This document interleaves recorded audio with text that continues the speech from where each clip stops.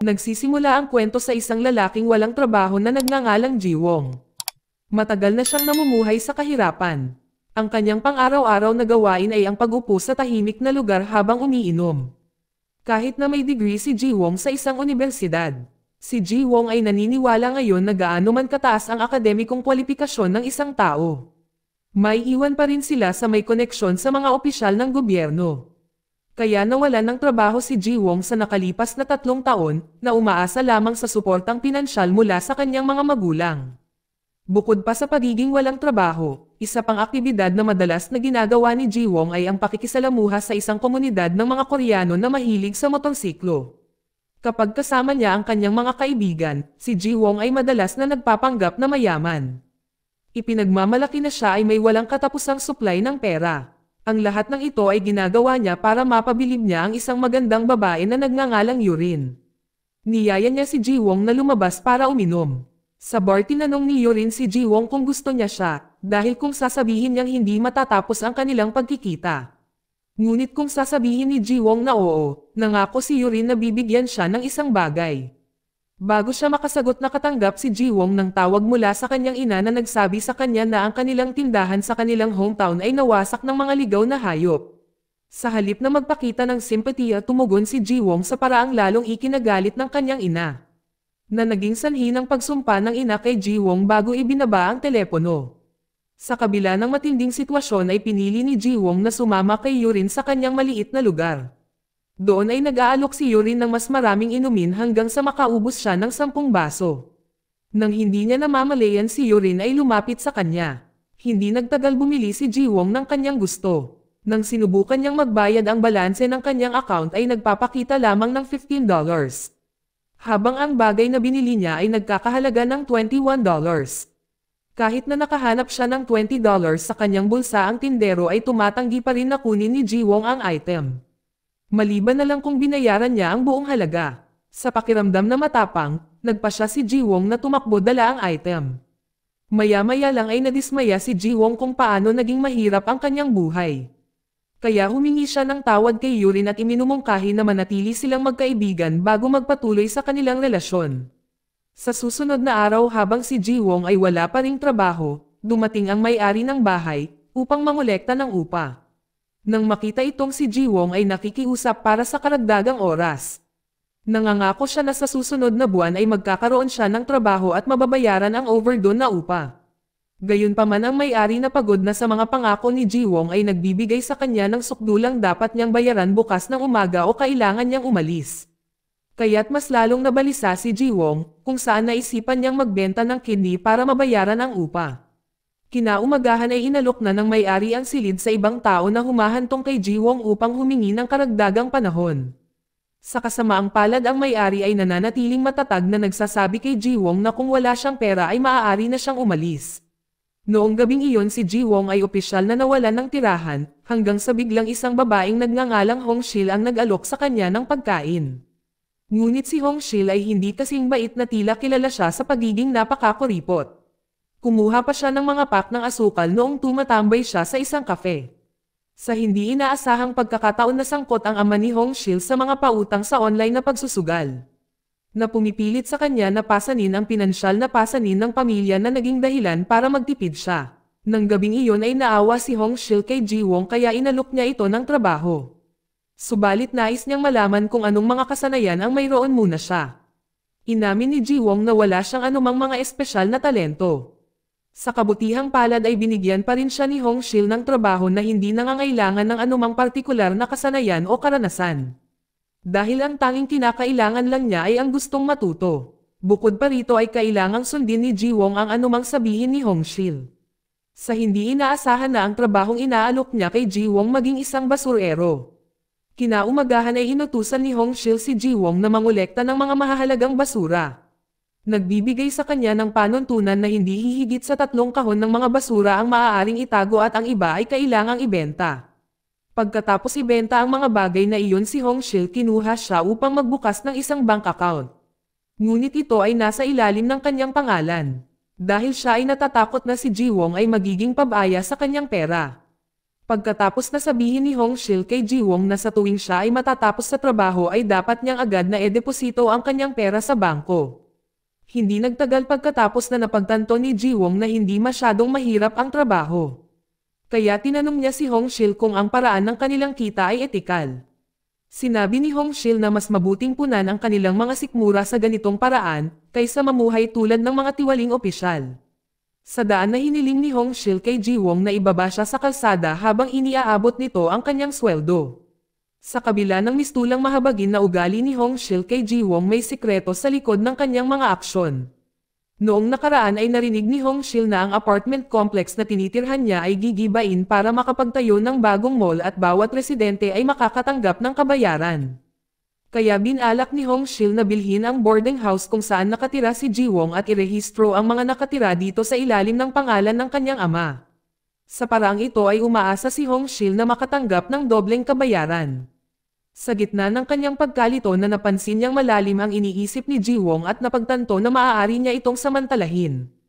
Kaya tinimbitahan siya ni Hong Shil na kumita ng pera. Noong gabing iyon bilang tanda ng pasasalamat, binilhan ni Jiwong si Hong Shil ng isang bagong produkto ng pampaganda. Bagaman hindi ito mahal, umaasa siyang gagamitin ito ni Hong Shil upang gawin ang kanyang sarili na magmukhang mas kaakit-akit. Gayunpaman tumanggi si Hong Shil at sa halip ay iminungkahi niya na hindi dapat mag-aksaya ng pera si Jiwong sa mga hindi kinakailangang bagay. Bilang kapalit ay inanyayahan niya itong maglabas ng basura kasama niya. Makalipas ang ilang araw sina Jiwong at Hong Shil ay namuhay sa pang-araw-araw na buhay na matipid at pagbabalanse ng kanilang trabaho. Ginawa nila ang lahat mula sa pagbebenta ng mga talaan at pandekorasyon na lampara. Bilang resulta ay unti-unti silang nakaipon ng pera at ngayon ay maituturing na mayaman na sina Jiwong at Hong Shil. Subalit nang si Jiwong ay malapit ng magdeposito ng kanilang pinaghirapang pera sa bangko, ay may pumasok sa kanyang isip. Inisip ni Jiwong na ang pera ay bunga din ng kanyang pagsusumikap. Kaya patas lang na dapat siyang mag-enjoy para sa kanyang sarili. Sa kabilang banda ay biglang dumating ang ama ni Hong Shil sa kanyang bahay, na nag-udyok kay Hong Shil na agad sabihin na wala siyang pera. Sa hindi inaasahang pagkakataon ang pagbisita ng kanyang ama ay hindi para humingi ng pera, kundi para bigyan si Hong Shil ng halaga ng pera sa anyo ng tseke. Gayunpaman hindi agad nagtiwala si Hong Shil sa kanyang ama na kilala sa kanyang pagsusugal ng mga gawi. Kaya tahasan niyang tinanggihan ang tseke. Sa lalong madaling panahon pagkatapos ng hindi inaasahang pagdating ni Jiwong sa bahay ni Hong Shil, pinaniwalaan ng ama ni Hong Shil na may kinakasama ang kanyang anak. At nagkomento siya na sa wakas ay nakahanap na ng angkop na lalaki ang kanyang anak. Ngunit mabilis na naitama ni Hong Shil ang hindi pagkakaunawaan sa pamamagitan ng pagpapaliwanag na si Jiwong ay isa lamang palaboy na natutulog sa harap ng kanyang bahay. Gayunpaman pinayuhan ng kanyang ama si Jiwong na alagaan ang kanyang anak, na nagsasabing si Hong Shil ang tanging mahalagang hiyas na mayroon siya. Pagkatapos ay ibinigay niya ang tseke kay Jiwong. Nang maglaon ay nakipag-ugnayan muli si Yurin kay Jiwong at ngayon ay opisyal na silang nagde-date. Dahil naniniwala si Yurin na si Jiwong ay isang matagumpay at mayaman na lalaki. Sa kanilang date hiniling ni Yurin kay Jiwong na bilhan siya ng isang mamahaling pares ng sapatos na agad niyang sinang-ayunan. Pagkatapos ng kanilang date dinala ni Jiwong si Yurin sa isang apartment na mukhang malinis at maganda. Kahit na sa totoo lang hindi ito sa kanya, ngunit hiniram niya sa kanyang kaibigan na si Song-il. Ilang sandali pa ay hindi inaasahang dumating ang ina ni Song-il sa apartment dahilan upang magpanik sina Jiwong at Yurin. Dahil sa takot na mahuli, sa sandaling iyon si Jiwong ay nagsinungaling at sinasabing si Yurin ay girlfriend ni Song-il. Ang sitwasyon ay naging mas magulo nang hindi nagustuhan ng ina ni Song-il si Yurin, na nagresulta sa kanilang panggabing date na ipinagpaliban. Nang maglaon tinanong ni Hong Shil kung nagdeposito ba si Jiwong ng pera sa bangko. Pagkatapos suriin ang savings data walang pagbabago, kaya ipinaliwanag ni Jiwon na nagpahiram siya ng pera sa isang kaibigang may sakit noong araw na iyon. Kaya nangako siyang sisingilan ang pera at hiniling sa kanyang kaibigan na bayaran ito sa loob ng 1 buwan. Nabigo kay Jiwong si Hong Shil ay nagsimulang lumayo sa kanya. Gayunpaman ito ay mabilis na nawala ang pagkadismaya nang makita nila ang isang blood donation na banner, na nag-aalok ng mga cash prize at meal voucher. Pagkatapos mag-donate ng dugo tinanong ni Jiwong si Hong Shil kung may mga pangarap ba siya sa buhay. Kung saan sinagot lang ni Hong Shil na basta makakain at mabuhay siya sapat na iyon.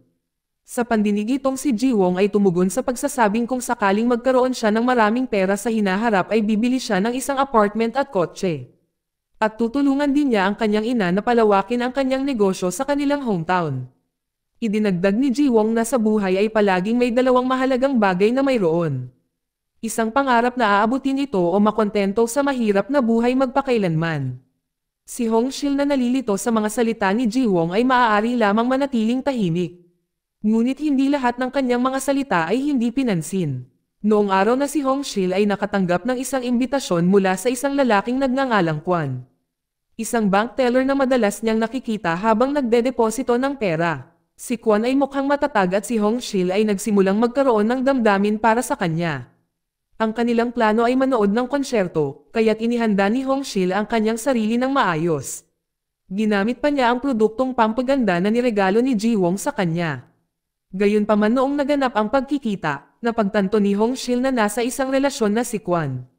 Bilang isang resulta nadurog ang puso ni Hongshil at nagpasya siyang magdahilan sa pagsasabing hindi niya makayanan ang karamihan ng tao at umalis sa lugar. Samantala si Jiwong na kakagising lang, ay nagulat nang makita si Hongshil na kakauwi lang. Tinanong siya ni Jiwon tungkol sa kanyang date at nagtaka kung bakit siya nakabalik agad. Tahimik lang si Hongshil, hanggang sa tumulo ang luha sa kanyang mukha. Nang makita ang kanyang kalungkutan si Jiwong inimbitahan si Hongshil na sumama sa kanya. Tiniyak niya sa kanya na alam niya kung paano pagaanan ang pakiramdam nito. Hindi nagtagal pumunta sila sa isang simpleng lugar. Si Jiwong ay tiwala na magiging masaya si Hongshil. Pagkatapos na naruroon si Jiwong ay binuksan ang telebisyon sa isang tindahan at nagdala ng isang park bench. Sa sandaling ito pinaalala ni Jiwong na kung minsan ang buhay ay dapat makibagay sa mga nangyayari. Dahil ang mahalaga sa buhay ng tao ay ang maging masaya. Sa sumunod na araw bumalik sila sa kanilang trabaho. Ngunit si Jiwong ay nahuli ni Yurin na nagsasabi na alam niya ang lahat na siya ay hindi mayaman. Ngunit sa halip ay isang mahirap at walang trabaho na tao at minsan ay walang tirahan. Sawa na sa mga kasinungalingan ay pinili ni Yurin na makasama ang isang mas matatag mula sa komunidad ng motorsiklo. Pagkatapos ng insidenteng iyon ay dinala ni Hongshil si Jiwong sa isang lugar kung saan may puno. Palaging doon niya ibinuhos ang lahat ng kanyang pagod at pagsuko. Doon ibinahagi ni Hongshil na noong nalugi ang kanyang ama at hinabol ng mga debt collector. Lumala ang kalagayan ng kanyang ina na naging resulta sa isang malubhang sakit at wala silang pera para ipagamot ito. Na humahantong sa pagkamatay ng kanyang ina. Mas masahol pa ang kanyang ama pagkatapos ay nawala at iniwan si Hongshil na walang piso na pambayad sa libing. Sa kanyang kalituhan ay natagpuan niya ang punong ito at ikinalat ni Hongshil ang mga abo ng kanyang ina doon. Kaya ang puno ay napakakahulugan sa kanya na parang naroon pa rin ang kanyang ina. Hindi nagtagal pagkatapos nakita ni Hongshil at ni Jiwong ang dalawang surveyor sa paligid. Sinabihan sila na malapit nang mabili ang lupa at gagawing amusement park. Nang marinig ito, ang puso ni Hongshil na agad na durog, bilang ang tanging lugar na itinuturing niyang kanlungan ay malapit nang maglaho. Si Hongshil pagkatapos ay naalala ang mga salita ni Jiwong tungkol sa buhay na binubuo ng dalawang pagpipilian. Na magkaroon ng pangarap o nakatayo lamang. Na may panibagong determinasyon nagpasya si Hongshil na bilhin ang lupain. Nang malaman ang desisyon ni Hongshil, si Jiwong ay nakaramdam ng saya dahil ang kanyang kaibigan ay nagsisimula ng magkaroon ng isang layunin sa buhay. Kung kaya't masigasig din na sinabi ni Jiwong na makakamit nila ang pangarap na iyon ng magkasama. Silang dalawa pagkatapos ay bumisita sa opisina ng may-ari ng lupa at nag-alok si Hongshil na bilhin ang kapirasong lupa na may puno. Ang inalok ng may-ari ng lupa ay sa halagang 120 milyon. Si Hongshil kaagad na naalala ang lahat ng kanyang mga ipon, kung siya ay mag-withdraw ng mga pondo ngayon, ay hindi siya kikita ng anumang interes. Ngunit kung siya ay maghintay ng 1 linggo ay makakakuha siya ng tubo. Gayunpaman ito ay hindi isang problema para kay Hongshil. Sinabi niya na gusto niyang kunin ang lahat ng kanyang pera. Nang maglaon nilagdaan nila ang kontrata ngunit nagbabala ang may-ari ng lupa na kung hindi bayaran ni Hongshil ang bayad sa loob ng 10 araw ay kakanselahin ang kanilang kasunduan. Gayunpaman ay tiwala si Hongshil na magagawa niya itong bayaran sa loob ng 1 linggo. Nakaramdam ng saya dahil malapit na niyang maabot ang kanyang pangarap. Inanyayahan ni Hongshil si Jiwong na lumabas para kumain. Hanggang ngayon ay palaging pinapaalalahanan siya ni Hongshil na maging matipid. Ngunit sa pagkakataong ito ay pumayag siya kay Jiwong na ang buhay ay dapat tamasahin. Sa gitna ng kanilang kasiyahan biglang kumanta si Jiwong ng magandang kanta sa saliw ng gitara. Ang malambing niyang boses ay unti-unting natunaw ang puso niya at hindi na mamalayan nagsimula si Hongshil tumingin sa kanya na may kakaibang pakiramdam kumpara sa dati. Gayunpaman ang gabing ito ay hindi nagtagal, dahil kinaumagahan ay nakarinig si Jiwong ng pag-uusap mula sa may-ari ng lupa. Na nagsasabi na si Hongshil ang bumibili ng ari-arian kung saan siya nakatira dati at nalaman ni Jiwong kung bakit hindi sa pangalan ni Hongshil ang account. Napag-alaman niya na ginagamit lang siya ni Hongshil. Bilang resulta si Jiwong ay nagalit at nakaramdam ng panlilinlang matapos maniwala na tinulungan siya nito ng taos-puso. Sa hindi inaasahan ay nagalit din si Hongshil dahil sa umagang iyon nakahanap din ng resibo para sa isang mamahaling gamit. At nagpapakita na ang utang ni Jiwong ay ginastos sa mga walang kwentang bagay. Ipinahayag ni Jiwong na hindi na siya magpapakita kay Hongshil. Makalipas ang ilang sandali matapos makatanggap si Hongshil ng tawag mula sa pulis. Ipinaalam sa kanya na si Kwan ang pinagkakatiwalaan niya ay umalis kasama ang kanyang pera at kasintahan nito. Sinisiyasat ng pulisya ang kaso, ngunit dahil hindi priority customer si Hongshil ay hindi siya makakatanggap ng kabayaran para sa pagkawala. Nang marinig ito naramdaman ni Hongshil na gumuho ang lahat ng kanyang pag-asa at nawasak. Si Hongshil ay nagsimula rin isipin na ang pagkakaroon ng mga pangarap ay walang kabuluhan. Dahil ang mundo ay puno ng mga pagkabigo, sa isang may wasak na puso, nagpasya si Hongshil na gawin ang hindi maisip mula sa isang tulay. Mabuti na lamang at nakaligtas si Hongshil pagkatapos na dalhin sa hospital. Gayunpaman ito ay nagpapahina lamang sa kanyang pakiramdam. Dahil kailangan niyang magbenta ng lahat ng kanyang mga ari-arian upang bayaran ang mga bayarin sa hospital. Sa lalong madaling panahon matapos si Jiwong na naghahanap kay Hongshil kung saan-saan. Sinubukang kausapin siya subalit si Hongshil ay nagsawa na sa lahat ng kanyang mga salita. Nakaramdam ng pagod at naisip na sila ay parehong mga hangal na tao na walang magawa. Pagod sa kanyang buhay, hiniling ni Hongshil kay Jiwong na itigil na ang pagsunod sa kanya at sinabihang umalis na siya at alagaan ang sarili niyang buhay. Makalipas ang ilang araw ay ipinaalam ng pulis kay Jiwong na si Kwan ay nahuli. Ngunit sa kasamaang palad ay nawala lahat ng pera na kinuha niya. Gayunpaman may natuklasan ang pulis na nakakagulat. Isang savings account sa kanyang pangalan na lihim na pinananatili ni Hongshil. Nang malaman itong si Jiwong ay nakonsensya sa pananakit kay Hongshil. Sa sandaling ito isa lang ang pumasok sa isip ni Jiwong. Ang puno na nais pangalagaan ni Hongshil ay isang bagay na tunay na ginawa ang kanyang buhay na masaya. Sa determinadong pagpupursige ay pumunta si Jiwong sa lugar kung saan itatanim ang puno at nag-alok para sa lupa. Ngunit sinabi ng may-ari hindi pa rin sapat ang pera. Gayunpaman ay hindi agad sumuko, umuwi siya at ipinagbili ang lahat ng kanyang mga ari-arian kasama ang kanyang pinakamamahal na scooter. Isa-isang binenta ang mga gamit upang matupad ang pangarap ni Hongshil. At sa huli ang lahat ng kanyang pagsusumikap ay nagantihan ng kaligayahan. Isang maliwanag na umaga, nagulat si Hongshil sa tent at mga gamit ni Jiwong sa harap ng kanyang bagong lugar. Hindi lang iyon si Jiwong nagdala rin siya ng bagong manok para samahan ang kanyang nag-iisang alagang manok.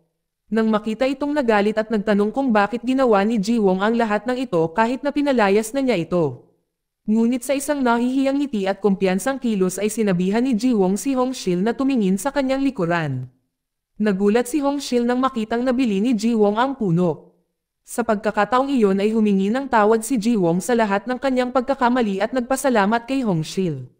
Dahil kung wala siya ay baka maging miserable pa rin siyang tao. Saka inamin ni Jiwong na siya ay nagkamali, masyadong matigas ang ulo at ibinahagi niya na noong una ay nagalit siya nang malaman niyang tila ginagamit siya ni Hongshil. Ngunit nang pag-isipan iyon kung talagang iyon ang kaso, ay maaaring iwan siya ni Hongshil anumang oras. Ngunit sa katotohanan ay nanatili siya sa kanya at itinuro sa kanya kung paano pahalagahan ang mga bagay at palihim na nag-iipon ng pera sa kanyang pangalan. Kung kaya't si Jiwong ay lubos na nagpapasalamat kay Hongshil dahil ang kanyang presensya ay naging mas mabuting tao siya. Kahit na siya ay mahirap pa rin ay pinaalalahanan ni Jiwong si Hongshil na minsan na silang nakarating sa dulo na magkasama at mula ngayon, nangako si Jiwong na sasamahan siya para makamit iyon. Nang maglaon ipinakitang mayaman sina Hongshil at Jiwong, bumili pa sila ng mamahaling gitara. Si Hongshil ay hindi na nag-aalala tungkol sa presyo. Bukod pa rito, matagumpay na pinalawak ni Jiwong ang restaurant ng ina nito sa kanyang bayan. Habang si Yurin ay humarap sa kasawian dahil ang lalaking kanyang sinamahan ay nagpanggap na mayaman at ngayon ay nabubuhay siya sa paghihirap. Salamat sa panonood kaibigan.